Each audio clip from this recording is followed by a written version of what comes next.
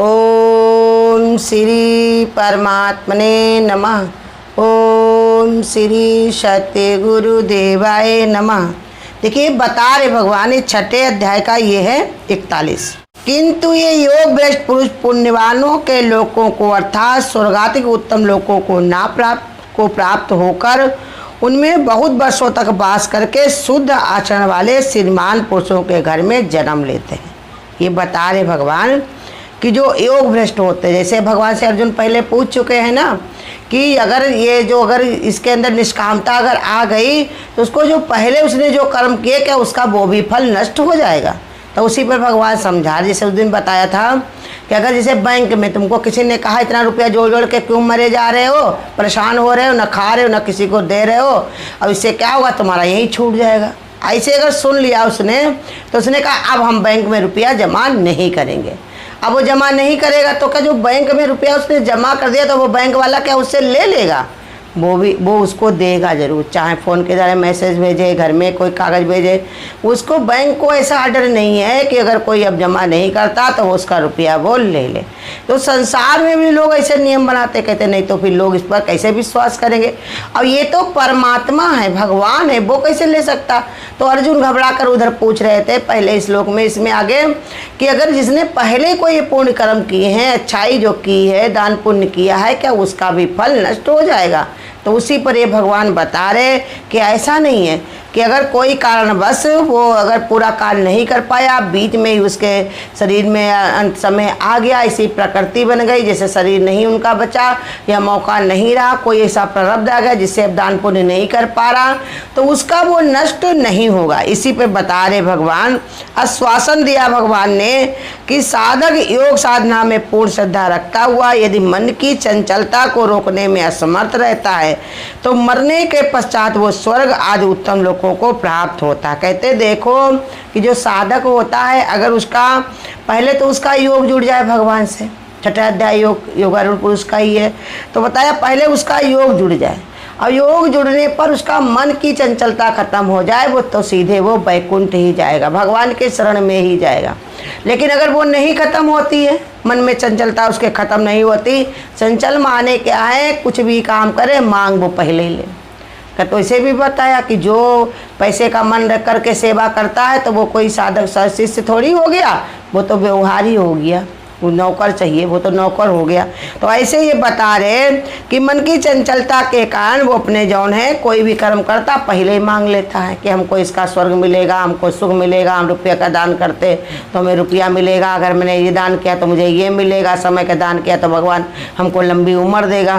तो ऐसी इच्छा के कारण, इसी चंचलता के कारण भगवान कहते हैं उसको मैं स्वर्ग में मरने के 50 स्वर्ग आदि उत्तम लोगों को प्राप्त होता है। भगवान कहते हैं मैं देता जरूर हूँ और उसने ऐसे कर्म किए हैं तो उसको मैं स्वर्ग में भी बुलाता हूँ। उसमें बहुत वर्षों तक सुख भोग करने के पश्चात फिर उसको मनुष्य योनि भी मिलती है। ये भगवान अपनी जो है किफ़ायत बातें बता रहे, श्वासन दे रहे।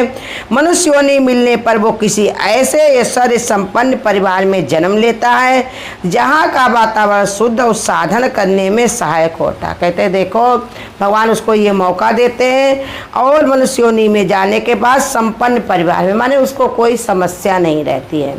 अगर कोई उसके माता पिता ना हो तो कमाने खाने की समस्या, घर परिवार ना हो तो घर में रहने की समस्या, किसके साथ उठे बैठे कौन उसको समझाए, तो सब कुछ भगवान उसको देता है।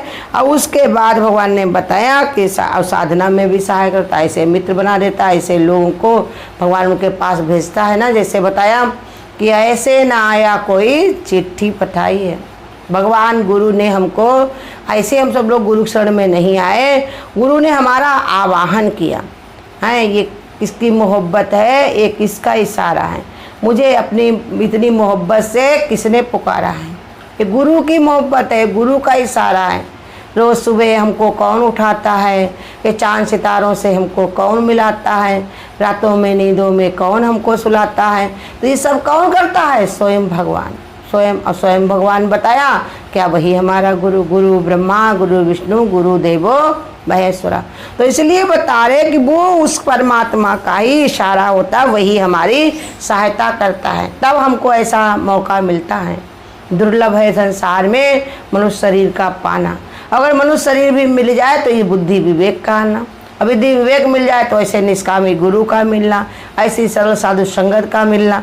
तो इसलिए बताए, इसका तात्पर्य ये है कि जो शुभ कर्म ऐसे साधक के द्वारा किए गए थे उनका फल तो उसे पूरा का पूरा मिलता ही है। ये बता रहे भगवान की समझा रहे कि तुम्हारा किया हुआ कहीं पर जाने वाला नहीं, इसके लिए घबराओ नहीं कि तुम्हारा अगर पूरा काम नहीं हो पाया तो छोड़ दिया जाएगा। जैसे स्कूल में बच्चे पर टीचर कहता है कि इंटर तुमने पास नहीं किया तो तुमको स्कूल से निकाला नहीं जाएगा या तुमको यहाँ से सर्टिफिकेट नहीं दिया जाएगा। हर साल उसको सर्टिफिकेट मिलेगा, जो जो क्लास वो पार करता जाएगा उसको मिलता चला जाएगा। भले कि स्कूल ग्रेजुएशन वाला हो, बड़ा कॉलेज हो, लेकिन नियम जैसा है, जिस क्लास को पास करेगा उसमें उसको रिजल्ट मिलेगा। उसको हिसाब से उसको भगवान ने कहा उसको स्कूल के अंदर, स्कूल में उसको प्रोग्रेस मिलेगी, जैसे उसका कार्य होगा वैसे उसके नंबर मिलेंगे। इसलिए समझा रहे भगवान भी कि शुभ कर्म के साधक के लिए उसको फल का पूरा पूरा मिलता ही है, और साथ ही मन की चंचलता के कारण जो साधन पूरा होने से रह गया था उसका पूरा करने के लिए भगवान उसे फिर अवसर देते। ये भगवान की तरफ से किफ़ायत है। कहते एक तो वो सब सामग्री, उस सब चीज़ें उसको साधन मिलेगा, और साथ में भगवान उसको एक अवसर फिर देंगे, मौका देते हैं ना। भगवान तो करुणा निधान है। संसार के भी माता पिता अगर बच्चा नालायक निकल जाए, बार बार गलती करे, फिर भी माँ बाप हमेशा यही कहते हैं भैया उसको इस अवसर देंगे, हो सकता है ये सुधर जाए। सुबह का भूला अगर शाम को वापस आ जाए तो उसे भूला नहीं कहते। अब परमात्मा तो हमारा करुणा निधान, उसका नाम है ममता की मूर्ति, कृपालु, ऐसे सुंदर सुंदर नाम है भगवान के, महान महान। तो इसलिए भगवान कहते हैं तुम परेशान न हो, हम उसको भी अवसर देते हैं।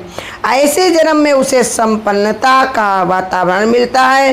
वो ऐसा नहीं होता कि उसकी भोगा शक्ति को बढ़ाए। कहते और समझ लो, अगर वो भगवान का भगत रह चुका तो खाली ऐसी हम सुविधा नहीं देते खाली भोग ही भोग उसके सामने हो। उसको भगवान ऐसा वातावरण देते हैं कि चारों तरफ सुख सुविधाएं घिरा होने पर भी पिछले जन्म के अधूरे छूटे हुए साधन को भी जीवन में पूरा करता। खाली वो उसको सुविधा नहीं देते हैं, उनके घर में नहीं पैदा करते हैं भगवान, जहाँ पर बस खाएं पिएं ऐश करें सो जाएं, पार्टियों में घूमें, क्लबों में घूमें, कोई उसका मित्र न मिले, ऐसी जगह पर रखते हैं वातावरण में। जैसे बताते हैं गुरु हमारे कि वो संत महात्मा जो होते हैं वो नदियों के किनारे होते हैं, जैसे गंगा है, गोमती है, जमुना है, सरस्वती, ऐसे किनारे पर उनका वो पानी पीते पीते उनके भी मन में उजलता आती। आसपास का वातावरण होगा, सत्संग भजन होता रहेगा, कहीं पर रामायण कीर्तन होती रहेगी, उनके कानों में जाती रहेगी। घर परिवार में ऐसा कोई रहा होगा भगवान का भगत, वो भी उसको बताएगा, समझाएगा कि भैया सुबह उठते ही भगवान का नाम लो, शाम को अच्छी चीज़ों ने वृत्तांत कहानियाँ सुनाते हैं, महान महान बातें, तो उससे वो उसके अंदर वो जागृति पैदा हो जाती है। गुरु कहते हैं जैसे कि गीली लकड़ी भी रहती है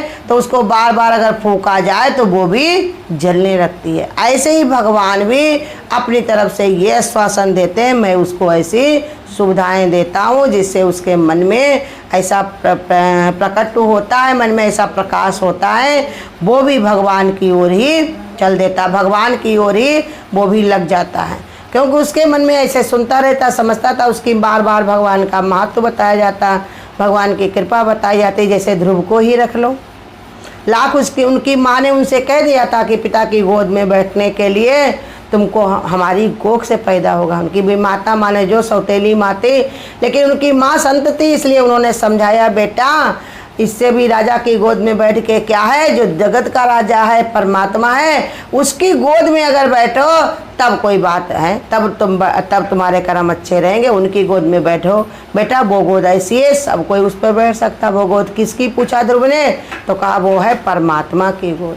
जो उसकी गोद में एक बार चढ़ जाता है फिर उसको कोई उसको दुरियाता नहीं, भगाता नहीं है, क्योंकि वो सभी का प्यारा बनता है। तो इसलिए भगवान बता रहे देखो ध्रुव ने तपस्या की और जाकर गोद में बैठे। कहा नहीं है संसार की जो भी चीज़ें हैं उन पर अलग अलग सबका अधिकार, धन का धन वालों का, बल पर बलवानों का, रूप पर रूपवानों का, तरह तरह की शक्तियाँ हैं, तरह तरह की युक्तियाँ हैं, लेकिन भगवान की भक्ति पर सभी का अधिकार है। कोई लूला हो, लिंगड़ा हो, गूंगा हो, बहरा हो, अच्छा हो, बुरा हो, कोई भी भगवान को प्रेम करे। भगवान कहते हैं मैं सिर्फ प्रेम को देखता हूँ, मैं सिर्फ भाव को देखता हूँ और मेरा किसी से कुछ भी संबंध नहीं है।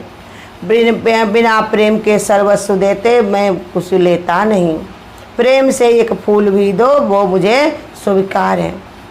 भगवान कहते हैं भाव से प्रेम से हमको जो पत्ती चढ़ा देता है, मेरे पर जल पानी झड़क देता है, तो वो भी हम प्रसन्न हो जाते हैं। अगर बिना भाव के हमको सर्वस्व कोई अपना दे दे तो उसमें हमारा मन नहीं, क्योंकि भगवान पास कमी क्या है? भगवान का रतन जड़ित तो सिंहासन है, सब लक्ष्मी जी तो उनके खुद चरण दबाती हैं। क्या कमी है भगवान के पास जो तुम उनको दोगे? एक भाव भगवान हमारा देखता है, भाव भी भगवान के पास है, लेकिन हमारे भाव को भगवान पढ़ता है कि इसको हमने संसार में भेजा था भजन करने के लिए, भक्ति करने के लिए, हमारी याद करने के लिए, लेकिन ये कैसे यहाँ पर भरम गया है, कैसे यहाँ पर जो है ठहर गया है, हमारी इसको याद आती की नहीं। इसलिए भगवान उनको बार बार यही आशा रखते, जैसे गुरु हमारे बताते हैं कि सुबह ही उठ कर के भगवान सोचने लगते ये मेरा बच्चा उठा है, अब देखो हमको याद करेगा, लेकिन सब उठते हैं कहीं बेटी चाहिए हमको, और हमको ये करना, हमको वहाँ जाना, तो सब मोबाइल चलाने लगते हैं उठते ही। तो कहा कोई बात नहीं, दोपहर तक याद करेगा। दोपहर में किसको याद रहती? सब इधर उधर भागते, कोई सर्विस जाना, कोई कुछ करना है, अपने खाना बनाने वाले खाना में रमते हैं। और कहा कि जो है दोपहर के बाद शाम के टाइम भी किसी के मन में जो आता है कि लाओ शाम के टाइम जो है हमारे भगवान, शाम के टाइम हम जो है भगवान की भक्ति करेंगे, तब फिर भगवान ने बताया वो शाम के टाइम भी खाना सब कर्मों में लग जाता है। और रात को कहा चलो सोने के टाइम कोई याद करेगा, तो सोने के टाइम किसको टाइम है? बस घुसे नहीं, खटिया पर आए नहीं, पेट पर आए नहीं, कि नींद उसको तुरंत ही आ जाती। इसलिए भगवान कहते हैं तुमको जो मैं तुम्हें अवसर बार बार देता हूँ, इस अवसर को पहचान करके हमारी भक्ति कर लो, और बार बार इस संसार में आने के लिए ना सोचो, क्योंकि ये दुख से भरा संसार है।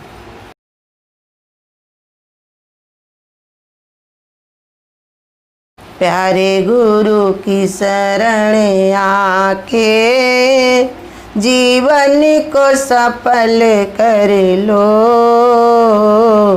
जीवन को सफल कर लो, मुक्ति का यतन कर लो। प्यारे गुरु की शरण आके जीवन को सफल कर लो, जीवन को सफल कर लो, मुक्ति का यतन कर लो। सत्संग की दरिया में तू रोज नहाया कर, तन का मन का बुद्धि का सारा मैल छुड़ाया कर। सत्संग की दरिया में तू रोज नहाया कर, तन का मन का बुद्धि का सारा मैल छुड़ाया कर। मिल जाए तुझे शांति, शांति का यतन कर लो। प्यारे गुरु की शरण आके जीवन को सफल कर लो, जीवन को सफल कर लो, मुक्ति का यतन कर लो। प्यारे गुरु की शरण आके ना तेरा न मेरा है, सब कुछ प्रभु तेरा है। झूठा नाता है जग का, सच्चा नाता तेरा है। ना तेरा न मेरा है, सब कुछ प्रभु तेरा है। झूठा नाता है जग का, सच्चा नाता तेरा है।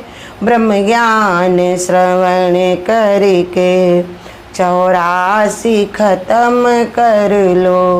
प्यारे गुरु की शरण आके जीवन को सफल कर लो। जग तो भक्तों पे सदा हंसता ही रहता है। जग की तू परवाह न कर, प्रभु सब में बसता है। जग तो भक्तों पे सदा हंसता ही रहता है। जग की तू परवाह न कर, प्रभु सब में बसता है। दे अभ्यास मिटा करके, आत्म निश्चय पक्का कर लो। दे अभ्यास मिटा करके, आत्म निश्चय पक्का कर लो। प्यारे गुरु की शरण आके, जीवन को सफल कर लो। जीवन को सफल कर लो, मुक्ति का यत्न कर लो। जीवन को सफल कर लो, मुक्ति का यत्न कर लो। प्यारे गुरु की शरण आके, जीवन को सफल कर लो। प्यारे गुरु की शरण। अगर आपको आज की वीडियो अच्छी लगी हो तो वीडियो को लाइक और शेयर करना ना भूलें। आगे की वीडियोस देखने के लिए चैनल को सब्सक्राइब करें और नोटिफिकेशन